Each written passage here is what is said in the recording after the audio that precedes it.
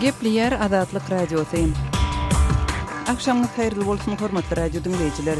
Şu 2017-nji ýylyň 27-nji sentýabry hepdeniň çarşamba güni eferde habarlar gündöligi. Gepleşigimiziň etaty bölümine başlamadan ozal täzelikleri dinleň. Olaryň mazmuny bilen tedi men Gözel Hudaýberdi we tanış edýärin.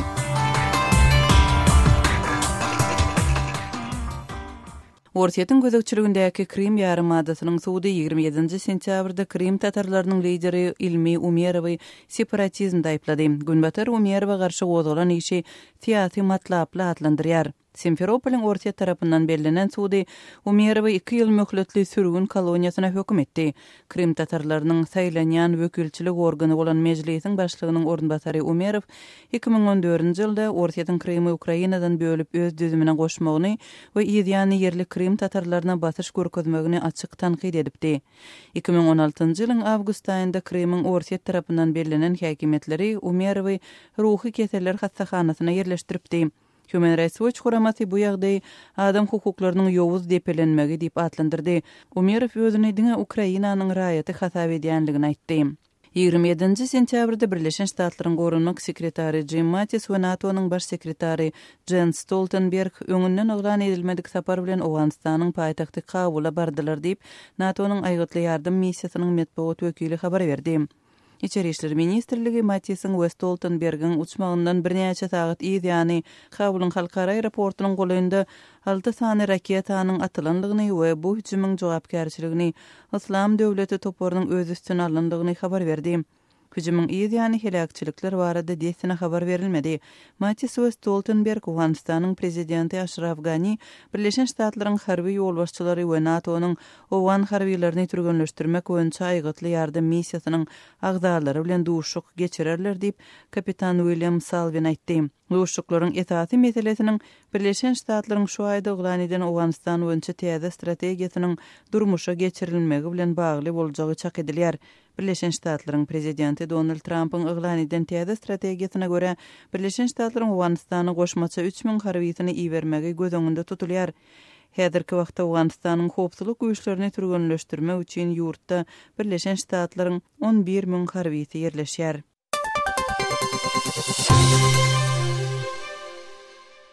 Gepli Azatlyk Radiosu, siz täzelikleri dinleýärsiňiz. Türkmenistanyň 2018-nji ýyl boýunça büdjetiniň möhüm bölegi sosial maksatlara gönükdiriler diýip ýurdun döwlet mediýasy habar berdi. Resmi maglumaty laýyklykda döwlet büdjetiniň çykdyjy böleginiň bilim, saglygy saklaýyş we sport ýaly urlardan artdyrylmagy göz öňünde tutulýar. Habar berilişine görä Türkmenistanyň prezidenti Gurbanguly Berdimuhamedowyň 26-njy sentýabrda geçiren hökümet maslahatyndaýdan çykyşynda indiki ýylyň döwlet büdjetinde aýratyn ornyň sosial pudaga beriljekdigi we milli ykdysadyýetyň ösüşine gönükdir kredit qarz pullarynyň mukdarynyň arttyrylmagynyň göz öňünde tutulýanlygy aýdylypdyr. Türkmenistanyň 2018-nji ýylyň büdjetiniň möçberine degişli täqiq sanlar berilmedi. 2017-nji ýylyň büdjetiniň girdeji bölegi 103,5 milliard manatdan ibarat bolupdy. Çykdyjy bölegi 104,87 milliard manada barabar ketkilenipdi. Türkmenistanyň hökümeti soňky bir näçe ýylyň dowamında döwlet büdjetiniň agramly böleginiň sosial pudaga sarp edilýänligini yglan edip gelýär. Azerbaýjanda Kanal 13 adly internet televizion stansiýasynyň Bakudaky müdiri Aziz Orujow 27-nji sentýabrda suwda çekildi. Onun taraptarlary gozgalan işi tiýasy matlaply adlandyrýarlar. Aziz Karasoglu ady bilen tanalýan Orujow bahar aýlarynda 30 günlük türme tutsaglygyna hökm edilipdi. Sud bu karary onuň polisiýa garşylyk görkezenligi üçin çykarypdy. Orujow 1-nji ýunda tutsaglykdan boşadylmagynyň ýa-da şol güniň özünde ýene tutsag astyna alınıpdy we bir kanun tirekeçilik bilen meşgullanmakda hem wezipesinden hyýanatçylykly peýdalanmakda aýplanypdy. Orujow aýplamalary ret edýär. Onun dogany Anar Orujow Kanal 13 internet telekanalyny Germaniýadan dolandyrýar. Ol Azerbaýjanda öz doganyna garşy gozgalan işi tiýasy matlaply diýip adlandyrýar. Günbatyr hökümetleri we adam hukuklaryny goraýjy halkara guramalary Azerbaýjanyň prezidenti Ilham Aliýewiň hökümetiniň öz güýjüni artdyrmak üçin gararsyz media serişdelerine, jurnalistlere we opozisiýon siýasatçylary hem aktivistlere batyş etmegini ýazgarýarlar. 2013-nji ýylda öz kakasynyň ýogulmagyndan soň 10 million ilatly nefti baý Azerbaýjan döwletiniň başyna geçen Ilham Aliýew tanqida çydamsızlyk görkezýär. Hormatly radio dinleyijiler, siz günüň käbir täzelikleri bilen tanyş bolduňuz. Adatlygy isleýän wagtyňyz isleýän ýeriňizde dinlemek isleýäňizmi? Munuň üçin SoundCloud tilsiminde Adatlyk radiosyny tapyň we ýazylyň. Adatlygyň maglumatlaryny ilkinji bolup dinleň. Play Store'dan ýa-da iTunes'dan SoundCloud'un tilsimini indirmek ýatdan çykarmaň. Adatlygy SoundCloud tilsiminde Adatlyk radiosy ýazyp tap bilersiňiz.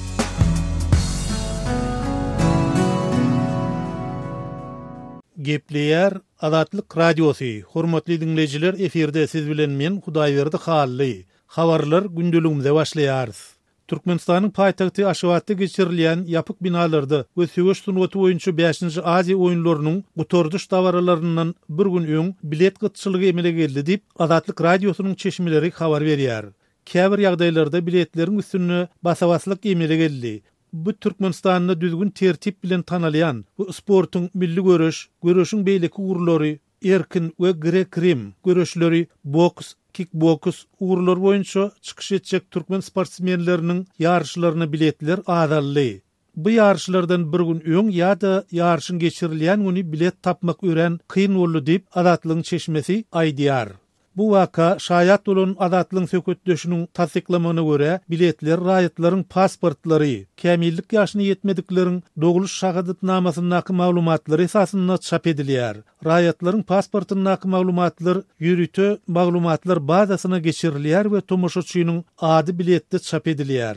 Soňra tomoşaçylar ýarşylaryň geçýän ýerine goýberilmezden öň biletdäki maglumatlar raýatlaryň pasportyna ýürütü seredilip sersaplyk bilen barlanýar. Pasportdaky we biletdäki maglumatlar deňişdirilip barlanandan soň hupsuzlyk barlygyndan geçirilýän ýere barýarsyň. El goşuň barlanýar. Soňra ol şökle bilen barlanýan enjamdan geçirilýär. Şol bir wagtda ýarşy tomoş etmäge gelenleriň ählisi şol sanyny 4-6 ýaşyndaky çagalarym metal detektor bilen barlanýar diýip Adatlygyň söketdeşi aýdýar. Onun sözlerine göre hupsuzlyk barlyklarynyň ýany biletler ýene barlanýar we soňra ýarşyň geçýän zalyna girmezden ozal biletler gaýtadan barlanýar. Oýunlaryň tamamlanmagyna 3 gün galynyna ýarşylaryň geçirilýän ýerine telefonly, kameraly ýa-da fotoaparatly girmek gadagan edildi. Hupsuzlyk barlyklary döwründe şu enjamlary bolan raýatlar destine ýygyny uradylýar. Ýarşylara mejbur gatnaşdyrylýan tomoşaçylaryň köpsini bu barada öňünden duýdurylypdyr. Şeýle talaplar Aşgabat 2017 oýunlarynyň açylış dawarasynda hem talap edilipdi. Şaýatlar munyň esas sebäbini türkmen häkimetleriniň ýarşyň açylış we ýapylyş dawaralarynyň käbir pursatlarynyň möhletiniň internetde peýda bolmagyndan huwatyrlanmagy bilen düşündirdiler diýip Adatlygyň söketdeşi aýtdy. Adatlygyň Aşgabatdaky çeşmesi Aşgabat 2017 oýunlaryna tomoşa edýänleriň aglawasyny, Aşgabatyň ýokary okuw jaýyny okuyan studentleriň emele getirýänligini, olaryň bir meňdeş egneşikler geyip ýarşyň geçýän zalyny tutuş sektory eýeleýänligini aýtdy. Şeýle-de olaryň arasynda döwlet işgärleriniň şol sanyna mugallimleriň we mektep okuwçylarynyň bardygy bellenilýär. Yarşylara tomoşa edýän raýatlaryň biriniň Adatlygyň söketdeşini aýtmagyna görä, ol we onuň Änew şäherindäki döwlet idarasyny işleýän kärdeşleri yarşylara tomoşa etmek üçin her gün mejburi ýagdaýda Aşgabat şäherine getirilýär. Şeýle tomoşaçylaryň arasynda Abadan şäherine işleýän döwlet işgärleri de bar. Gündüzki we agşamky geçirilýän yarşylara olar Aşgabada öýleri gelýärler. Olar Aşgabat 2017 oýunlarynyň açylış dawaralaryna gatnaşdyryldylar we ýapylyş çärelerine de gelerler. Olar biletler bilen üpçün edilipdir. Ýöne olaryň bahasy dolu hasaplanýança öňümüzdäki 6-8 aýyň dowamyny aýlyklarynyň saklanýar diýip Adatlygyň söketdeşi aýdýar. Biletleriň bahasy 7 manatdan başlap 100 manata çenli aralykda bolup, VIP kısımly biletler bolsa 500 manatdan satylýar. Şeýlelikde sport ýarşylarynyň geçirilýän ýerini, ýagny her bir sport desgasynyň goloýunyny ähtiýaçlyk üçin ak gök sport eşigindäki çäreçilerin hem nowaçylyk çekýänligi habar berilýär. Tribunalar dolmadyk ýagdaýynda ýürütü gulluk işgärleri boş galan ýerleri sanap, ol ýerleri ähtiýaçlyk üçin duran çäreçiler bilen doldurýarlar. Öz sebetiňizde bolýan wakalar barada azatlyga maglumat bermek isleteňiz, bize hat ýollaň. Metbuat email belgisi gmail.com. Siz suratlaryňyzy we videolaryňyzy hem ýollap bilersiňiz. Azatlyk siziň şahsiýetiniňizi gizlenlikde saklar. Siz bolan wakalar barada maglumat berin. Biz hem habar bereriz. Metbuat email belgisi gmail.com. Gepleýär Azatlyk Radiosu. Habarlar günnäli gepleşigimizi men Sahra dowam etdirýärin. Türkmenistanyň prezidenti Gurbanly Berdimuhammedow saglygy goraýyş ulgamyna hojalyk hasaplaşygyny netijeli ornaşdyrmak boýunça ýygyderli çäreleri görmeň zerurdygyny aýtdy. Türkmen lideri bu barada 26 sentýabrda geçirilen Ministrler Kabinetiniň Türkmenistanyň geljek ýyl üçin döwlet büdjetiniň taslamasyna garalan mejlisinde belläp saglygy goraýyş ulgamyny ösürmek meselesi barada durup geçdi. Hormat prezidentimiz bular barada aýtmak bilen ilat edilýän lukmançylyk hyzmatlarynyň kirini ýygyderli ýokalandyrmaga aýratyn üns bermegiň möhümdigini belledi. Dilip Türkmen telewizionynyň maglumatynda prezidentiň bu babatda degişli resmiýlere anyk tawşyryklary berendigi aýdylýar. Emma habarda şol tawşyryklaryň jekmejekleri we öz-özüni maliýeleşdirmek, ýagny hojalyk hasaplaşygy düzgünniň ýurdun ähli keselhanalaryna we saglyk edaralaryna ornaşdyryljakdygy ýa-da ornaşdyrylmajakdygy we onuň nähili görnüşde amala aşyryljakdygy barada anyk maglumat berilmeýär. Türkmenistanyň häkimetleri soňky ýyllarda saglyk goraýyş ulgamyny ösürmäge döwlet büdjetinden ägirt uly maliýe terişdeleriniň goýberilýändigine, täze keselhanalaryň gurulýandygyny, olaryň dünýäniň iň döwrewap tehnologik enjamlary bilen awdarlaşdyrylýandygyny tekrarlap gelýärler. Şol bir wagtda Azatlyk Radiosu bilen habarlaşan käbir türkmensanylar resmi mediada tekrarlanýan bu özgörtmelere garamazdan ýurtda ilata berilýän saglyk hyzmatlarynyň hiliniň gowulanmaýandygyny, tersine gün-günden yaramazlaşýandygyny, şol sebäpli raýatlaryň öz saglygyny bejertmek üçin Hindistan, Iran, Türkiýe ýaly ýurtlara sapar edýändigini aýdýarlar. Ýakynda Azatlyk Radiosu bilen söhbetdeş bolan türkmensanly denan Türkmenistanyň hekimleriň özüne içegede rak keseliniň ýaýrandygy barada diagnoz goýandygyny, emma türk lukmanlarynyň onda hiç ýyl rak keseliniň ýokdugyny, ýatgyda ýeňil operasiýa bilen bejerilmeli ýeriň bardygyny aýdandygyny gürrüň beripdi. Mundan başga raýatlar medisina bilimini berýän okuw jaýlarynda paraxorlugyň giň ýaýrandygyny belläp, ýerli lukmanlaryň näçaglary ýalňyş diagnoz goýmak we olary bolmalysyndan düýpden başga bejergileriň bellenmegi ýaly wakalaryny nazara alanynda saglyk hyzmatlary barada entek edilmeli işin kendigini nytaýarlar. Bu kemçilikleriň üstüniň açylmagyny bökdeýän zat hökmünde türkmen raýatlarynyň ençemesi Türkmenistanyň saglyk puda boýunça anyk statistika maglumatlaryň el ýeterli däldigine çekýärler. Şol bir wagtyň özünde de Türkmenistanyň resmi mediasy Aşgabatyň käbir keselhanalarynyň awraýly syýylyklara münasip bolandygyny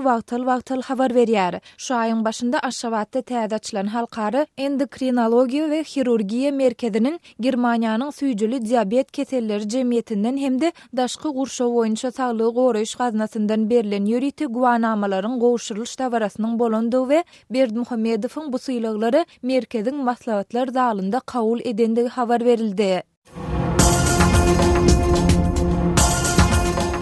Öz sebitiňizde bolýan wakalar barada azatlyga maglumat bermek isleseňiz, biziň Facebook hasabymyza ýazyň. Bizi gözlegi bölümine Azatlyk Radiosu ýazyp tap bilersiňiz. Siz suratlaryňyzy we videolaryňyzy hem ýollap bilersiňiz. Azatlyk siziň şahsiýetiniňizi gizlinlikde saklar. Siz bolan wakalar barada maglumat beriň, biz hem habar bereriz.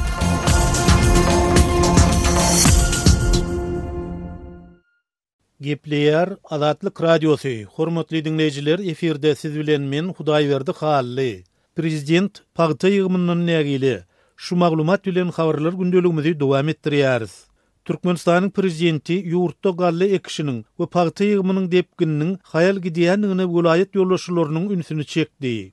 Türkmen Döwlet Habarlar Gullugynyň maglumatyna görä 25 sentýabrda geçirilen iş maslahatyna Balkan welaýatynyň Etrek, Serdar, Bereket etraplaryna buğday ekilişiniň pes tepkinine gidýändigi bellenilipdir we bu ýagdaýa welaýat häkimleriniň ünsü çekilipdir. Mundan başga, Prezident Berdimuhammedow ahalyň daşawuzyň marynyň we lewawyň häkimlerine ýüzlenip pagty ýygymynyň depkininiň hayal alınıp barylýandygyny aýdyp, käbir etraplarda kampaniýanyň yaramaz gurulandygyny hem belledi. Şeýlede ol kuwatly diýil päsiýetlendirilýän tehnikanyň netijeli işledilmeýändigini öňe sürüp, işleri ýola goýmak üçin ähli çäreleri görmegi berk tapşyrdy. Berdimuhammedow yer önümçülüğünün netijeligini gazanmak üçin agrotehnika çärelerin owo-hojuluk önümlerinin ýokary hasyllygyny artdyrmak ýaly berk baglanyp seçilen ylmy tekliplerin esasyna amala aşyrylmalygyny da aýtdy. Maslahatyň ahyrynda Berdimuhammedow galle kişini we pagty ýygymyny garaşsyzlyk bayramyna, ýagny 27-nji oktýabr çenli gutarmagy talap etdi. Ýatlasak, Türkmenistan bu ýylky pagty kampaniýasyny 30-njy awgustda başlapdy. Bu ýyl Türkmenistan 1.050.000 tonna pagty hasylyny almagy planlaşdyrýar. Pagtanyň iň köp hasyly 300.000 tonnasy Mary welaýatynyň ýygylmaly. Daşowuzda 230.000 tonna, ahalla 207.000 tonna pagty ýygylmaly. Resmi maglumaty göre bu ýyl gowaç üçin bölünip berilen ýeriň umum meýdany 545.000 hektara barabar. Bu aralykda yerli synçylar, şol sanyna Azatlyk radiosu bilen söhbetdeş bolan kärendeçiler, daýhançylygyň ýurtda girdejisi, pes hünärleriň birine öwürlendigini, döwletiň önüm satyn alyş narhlaryny inni bir näçe ýyldan bäri ýokarlandyrman saklaýanlygyny aýdýarlar. Türkmen döwlet habarlar gullugy pagtaçylary, süými, linti, üwtügi, döwlet borçnamalarynyň artyk tawşyrylan Senagat taýdan işlenilen çyg pagtany ýurdumyzda we onuň çäkleriniň daşarda yerleşdirmäge mümkinçilik berýär diýse-de, türkmen daýhanlarynyň pagtaçylykdan alýan arasy girdejiler barada hiç bir san getirilmeýär. Gal berse-de, geçen hepde dünýäde pagtaçylykda çaga zähmetiniň we mejbur zähmetiň ulanylmagyna garşy görüşýän pagta kampaniýasy guramasy beýanat ýaýradyp, ýurtdaky mejbur zähmet problemalaryna ýene bir gezek ünsü çekdi.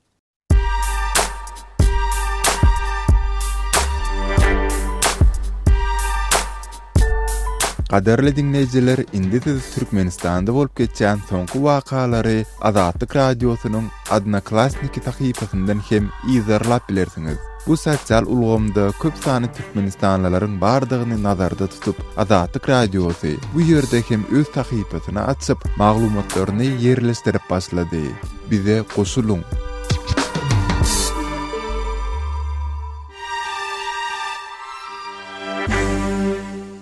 Gepleýär Azatlyk radiosy.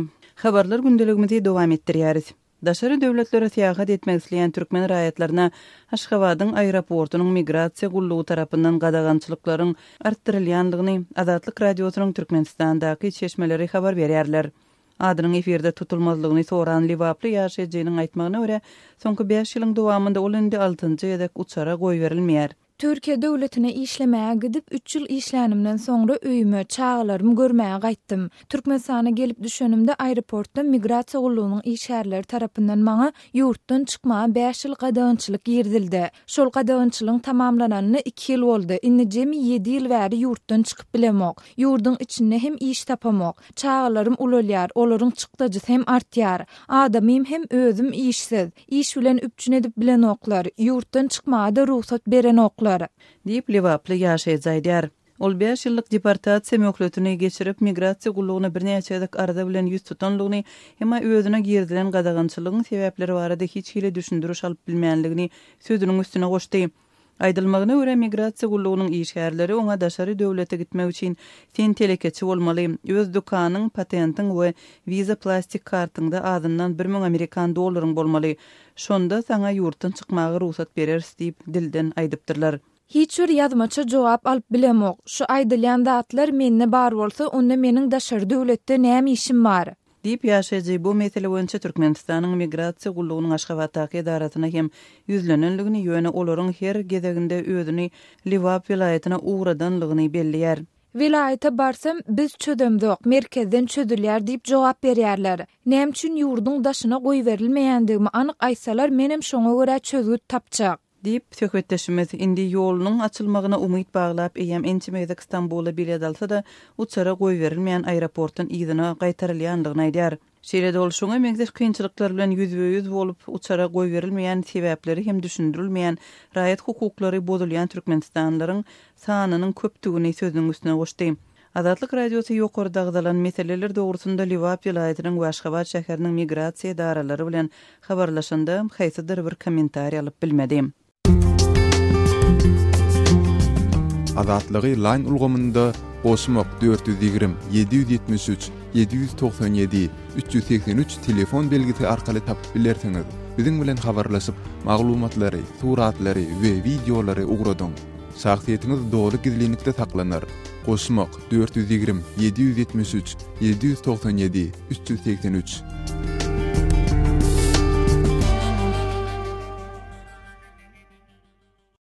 Gepleyer Azatlyk Radiosu. Men Araz Perviş, biz programmamyzy dewam etdirýäris.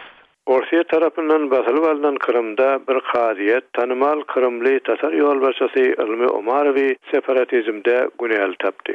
Human Rights Watch qadiyet prosesini Moskwanyň ýarmadany eýlemegine garşy çykanlygy üçin onuň alynýan rehimsiz öýüş diýip adlandyrdy. Krymyň paýtagty Simferopolla Orsiýa tarapyndan belirlenen kadylar 27 sentýabrda Omarowy günäl tagyp, ony 2 ýyl koloniýa settlementine ýaşamaga hökm etdiler. Bu ýerde mejburi zähmete çekilýän adamlar işleýän karhanalarynyň ýa-da ekin meýdanynyň golaýyna ýaşamaly bolýarlar. Omarowyň qadiyet prosesi turu başdan yalandan başga zat däldi. Bugünkü hökm onuň öz watanynyň erkin bolmagyny açyk aýdan sebäpli onuň alynýan rehimsiz öýüş diýip Human Rights Watch guramasynyň Ukraina boýunça barlykçysy Tanya Cooper aýtdy. Kadylar hökümi Omarowyň aklaw topary qadiyeti intellektualy girmanka okap başladylar. Advokat Mark Fagan ondan öň jurnalistleriň öňünden çykyşyna Birleşen Milletler Guramasynyň adam hukuklarynyň ýagdaýynyň Krymda yaramazdygy hakda ýaňy çykaran hasabatyna salgylanyp hökümüň ýeňirräk bolmagyny umyt edýändigini bildiripdi.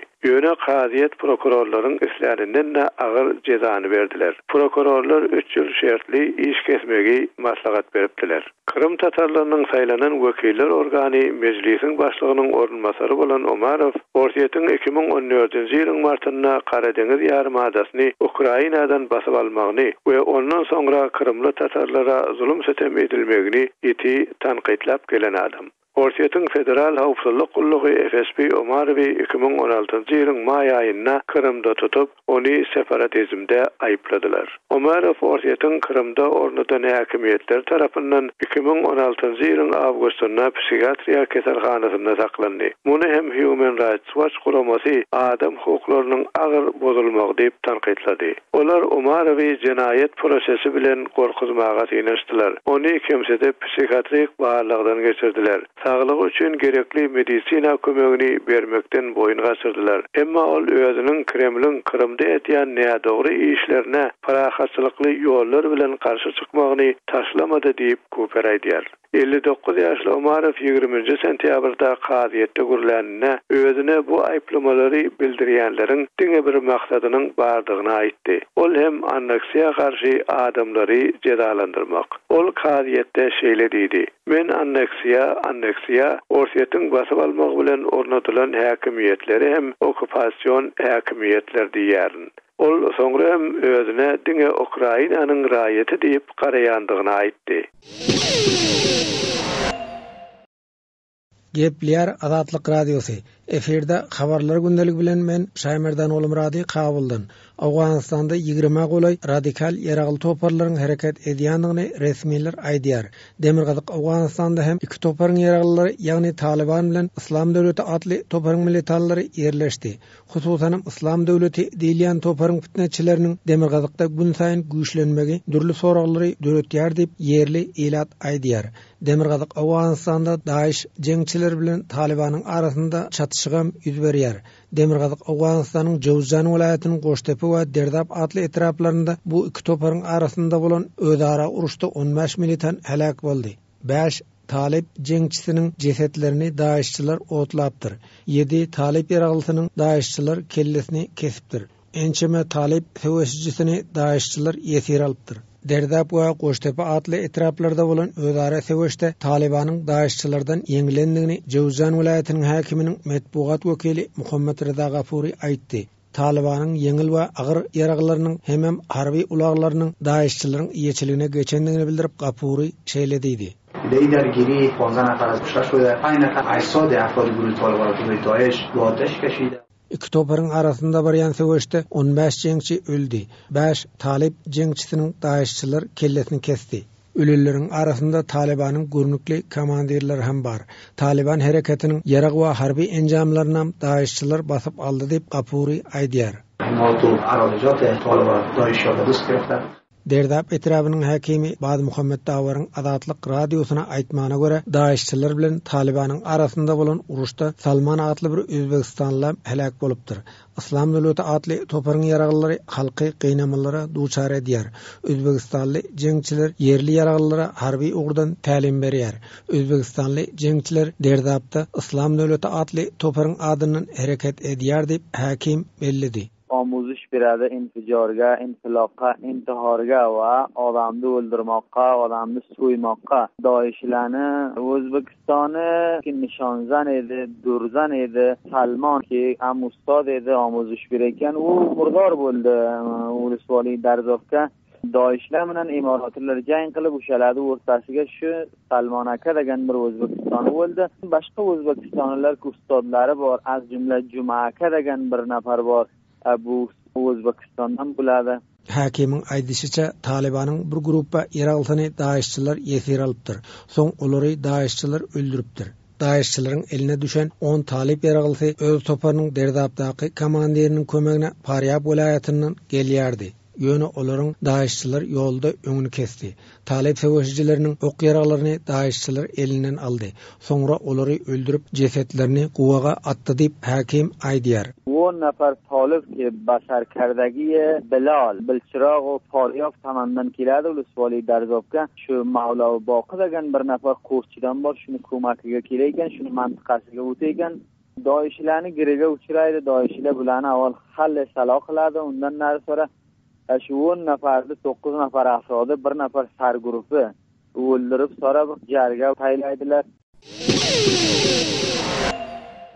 Hormatly radio dinleyijiler, şunuň bilen habarlar gündeligimiziň şu günkü sanyny geçirip gutarýarys.